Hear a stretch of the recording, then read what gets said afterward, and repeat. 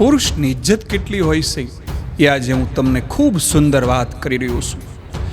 ગમે તેટલા તમે શક્તિશાળી હો, ગમે એટલા સુંદર હો, ગમે એટલા તમે ભણેલા હો, તમારી પાસે ગમે એટલી ડિગ્રી હોય, તેનાથી આ સમાજને, આ દુનિયાને કોઈ જ ફરક પડતો નથી. લોકો તમને ઇજ્જત ત્યારે જ આપશે જ્યારે તમે કમાતા હો.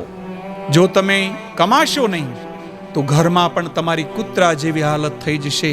આ વાત તમે ગાંઠ બાંધીને લખી નાખજો. આ યુગમાં પુરુષની ઇજ્જત માત્ર ને માત્ર એમની કમાણી છે. કમાશો તો તમારા લગ્ન પણ થઈ જશે. ભલે તમારો ચહેરો, દેખાવ, કદ, કાઠી ખાલી સામાન્ય દેખાતા હો, કમાણી જ તમારી સુંદરતા છે. કમાણી તમારી વાતમાં તમારું વજન પેદા કરશે. નહીતર લોકો તમને સાંભળવાનું તો દૂર, પાસે બેસાડશે પણ નહીં. તમારા માતા પિતાનું રોકવું ટોકવું એમ જ નથી, કારણ કે એમણે આ દુનિયા જોઈ છે.